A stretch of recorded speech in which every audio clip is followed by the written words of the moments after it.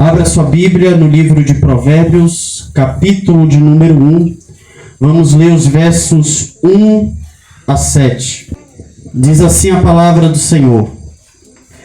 Provérbios de Salomão, filho de Davi, rei de Israel, para aprender a sabedoria e o ensino, para entender as palavras de inteligência, para obter o ensino do bom proceder, a justiça, o juízo e a equidade, para dar prudência aos simples e conhecimento e discernimento aos jovens. Que o sábio ouça e cresça com prudência, e que o instruído adquira habilidade, para entender provérbios e parábolas, as palavras e os enigmas dos sábios. O temor do Senhor é o princípio do saber, mas os insensatos desprezam a sabedoria e o ensino. O temor do Senhor é o princípio do saber, mas os insensatos desprezam a sabedoria e o ensino.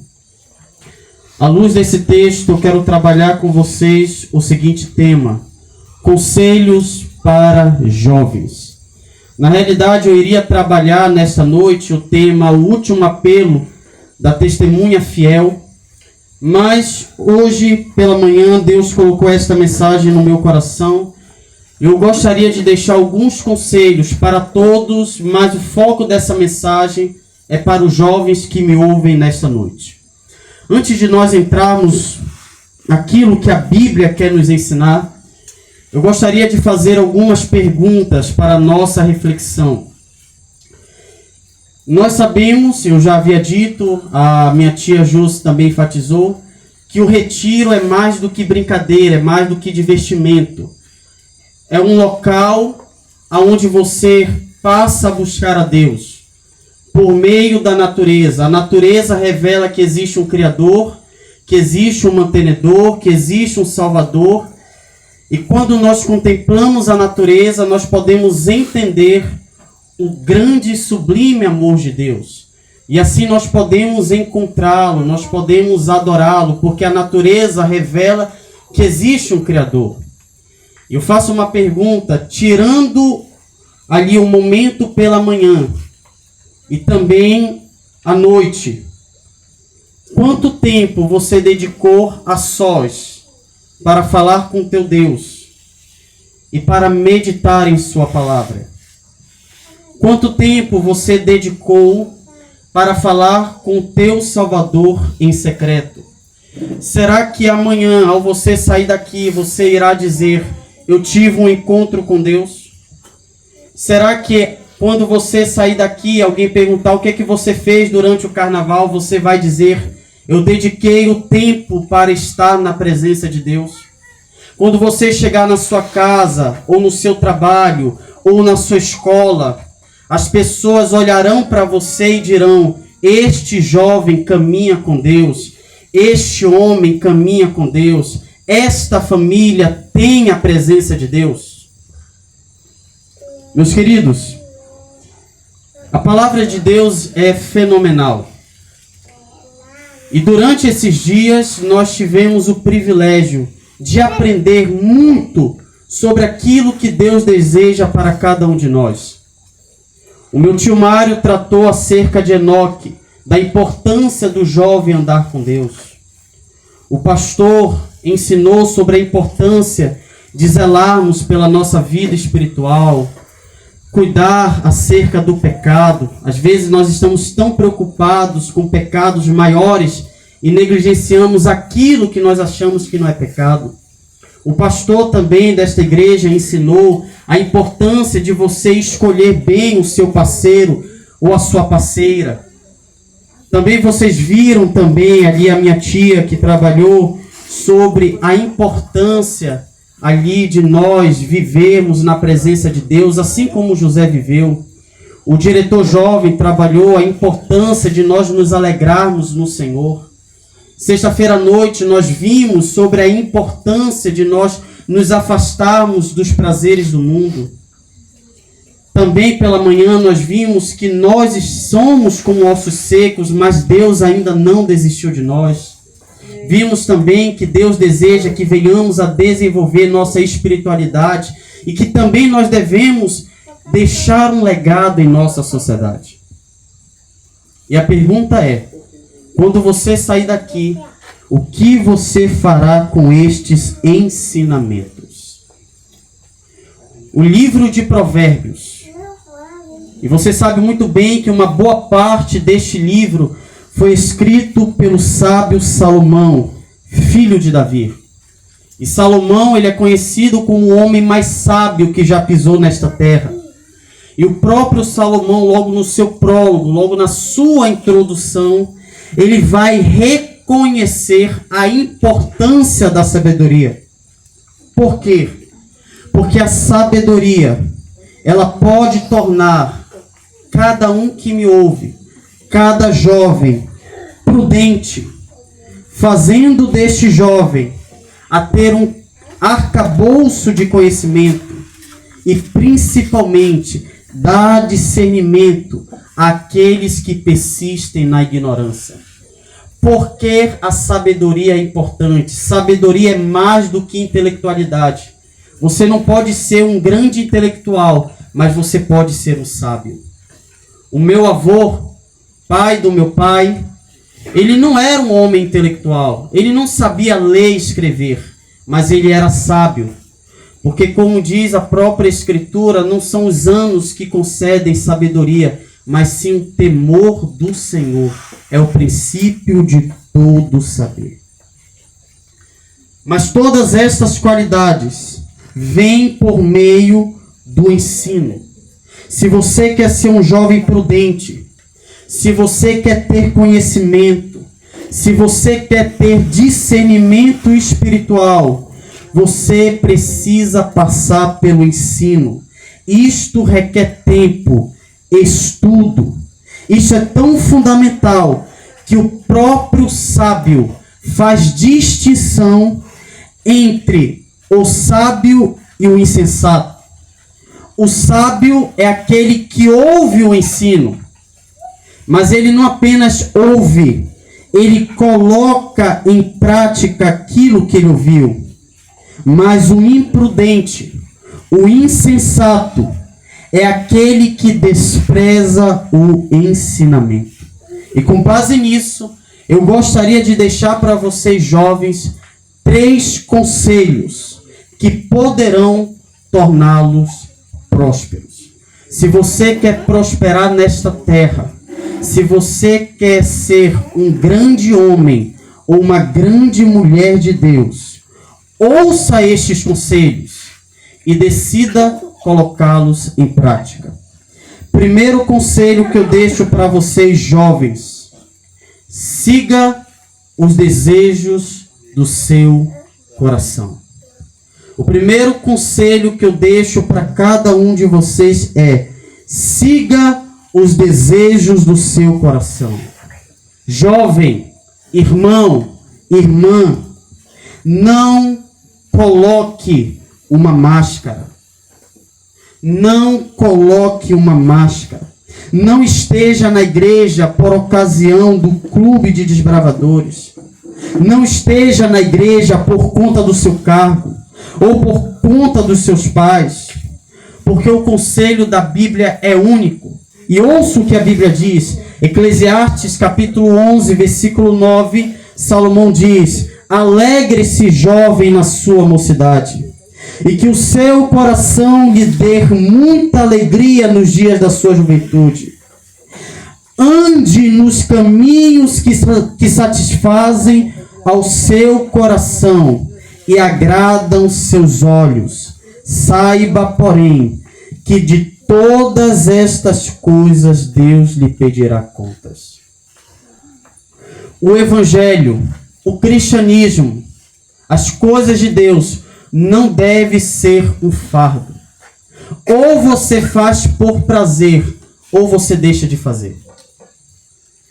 Por isso, eu faço um apelo. Jovem, se o seu coração é imoral, Se o seu coração é amante das coisas do mundo, se o seu desejo são as coisas do mundo, Deus lhe faz uma pergunta: o que você está fazendo na minha casa? Se você não sente prazer nas coisas de Deus, o que você está fazendo na igreja?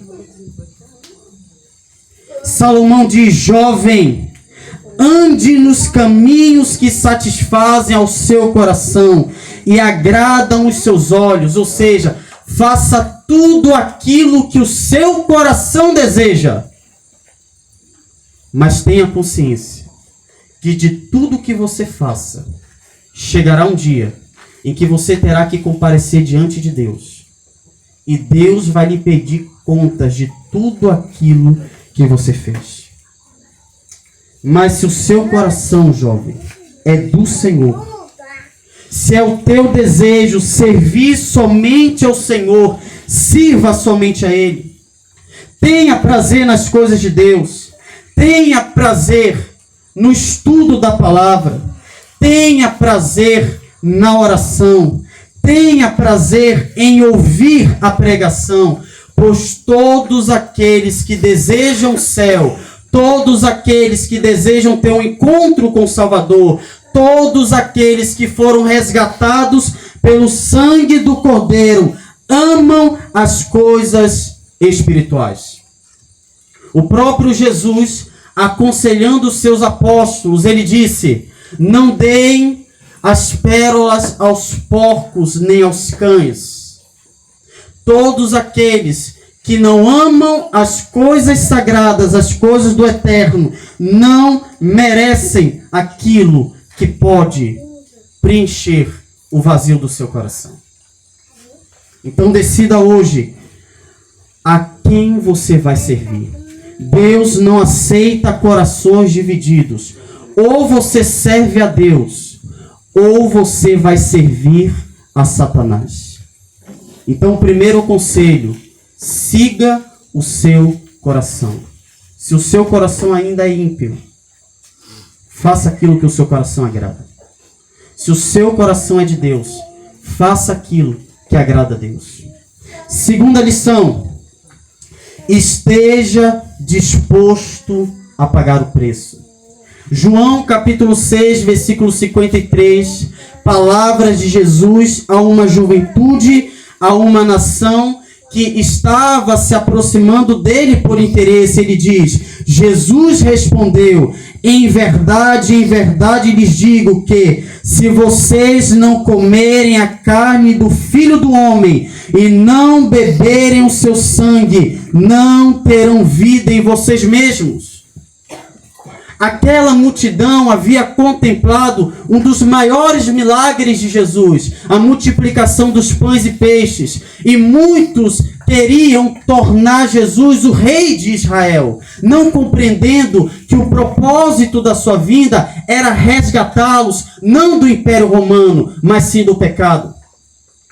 Então, após este milagre, muitos se aproximaram de Jesus. Muitos tentaram fazer a festa da boa vizinhança. Muitos tentaram barganhar. Então, Jesus olha para aquele povo e diz: vocês não vêm a mim por aquilo que eu falo, mas por aquilo que eu fiz por vocês. Só porque eu multipliquei pães e peixes. Porém, eu vos digo que aquele que não comer a carne do Filho do Homem e não beber do seu sangue, não terão vida em vocês mesmos. O mesmo acontecimento, mas relatado pelo médico Lucas, no capítulo 9, versículo 23, Lucas vai dizer: e Jesus dizia a todos: se alguém quer vir após mim, negue a si mesmo, dia a dia, tome a sua cruz e siga-me. Ou seja, se é de todo o coração de vocês servirem ao Senhor e serem discípulos de Deus, estejam dispostos a pagar o preço. Estejam dispostos a perderem tudo por causa do Evangelho. Esteja disposto a morrer pelo nome de Jesus. estejam preparados para perderem a fama, o status, os relacionamentos, a sociedade, a família. Esteja preparado para dizer, assim como David Brainerd, adeus amigos e confortos terrestres. David Brainerd era um jovem de 19 anos.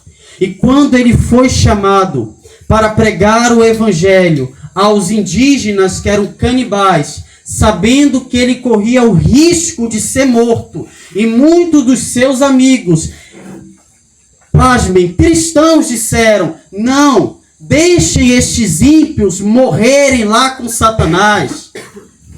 Invista na sua juventude. Este jovem olhou para estes amigos e disse, adeus amigos e confortos terrestres, mesmo os mais anelados de todos. Senhor, se tu quiser, eu gastarei a minha vida em cavernas e covas da terra, se isso servir para o progresso do teu reino. Esteja disposto a pagar o preço. Terceira lição e última lição. Se você quer ter uma vida próspera, se você quer se preparar para a volta de Jesus, olhe para o seu Criador. Olhe para o seu Criador. Eclesiastes capítulo 12, versículo 1, Salomão nos diz, lembre-se do seu Criador nos dias da sua mocidade, antes que venham os dias maus e cheguem os anos em que você dirá, não tenho neles prazer. Quando Salomão escreve o seu livro de Eclesiastes, Salomão já tinha por volta dos seus 80 anos de idade. Salomão havia usufruído de tudo aquilo que o ser humano um dia gostaria de usufruir. Salomão teve todo tipo de prazer sexual, 1000 mulheres, e possivelmente teve relações sexuais com homens. Salomão ofereceu crianças em sacrifícios a Moloque. Salomão aproveitou o melhor do vinho. Salomão foi o homem mais rico e mais próspero do seu tempo. Salomão foi o homem mais inteligente e mais sábio do seu tempo. Mas por ter se afastado de Deus, Salomão, quando ele escreve o seu livro de Eclesiastes, Salomão se encontra em profunda angústia. Alguns estudiosos dizem que quando Salomão escreve o seu livro de Eclesiastes, Salomão estava passando pela depressão. Salomão estava depressivo. É por isso que o livro de Eclesiastes é um livro mais pessimista, porque ele vai dizer que tudo que há debaixo do sol não passa de vaidade.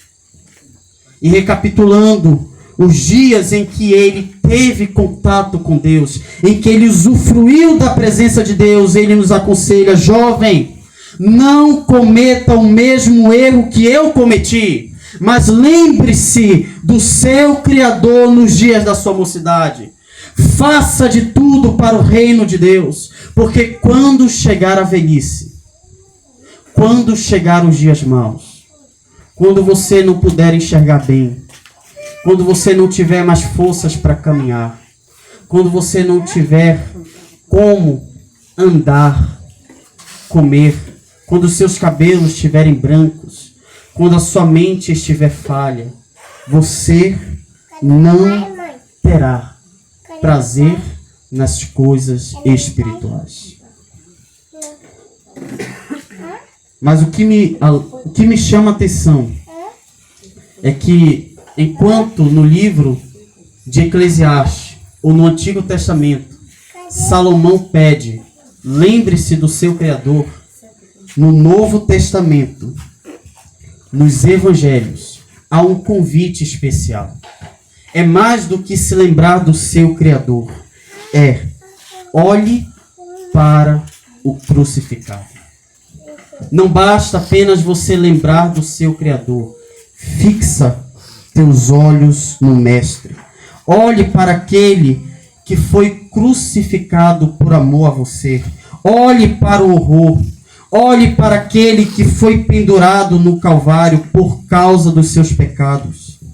Ah, meus queridos, se nós tivéssemos em nossa mente a cena da morte e do sofrimento de Cristo, não viveríamos uma vida na prática do pecado.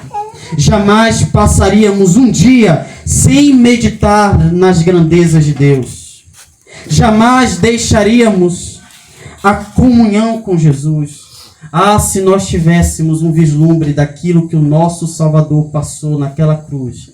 Ah, se nós pudéssemos contemplar os açoites penetrando nas suas costas, arrancando a sua pele.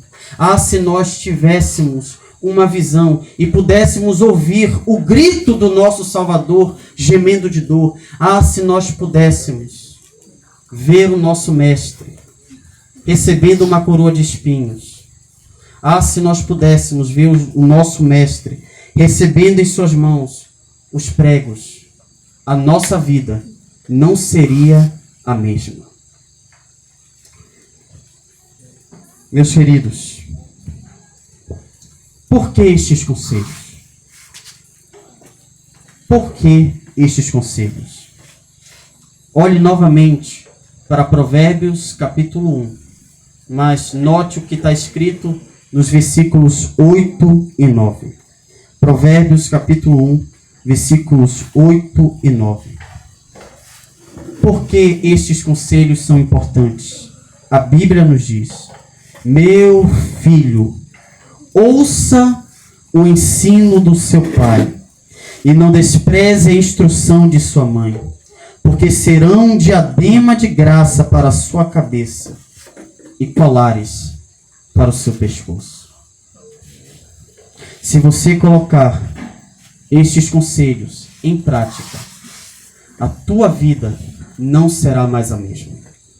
Quando a igreja de Deus decidir a quem ela vai servir, se a igreja estiver disposta a pagar o preço, se a igreja fixar os seus olhos no Mestre, então vai se cumprir o que está escrito em Apocalipse, capítulo de número 1, versículo de número 7.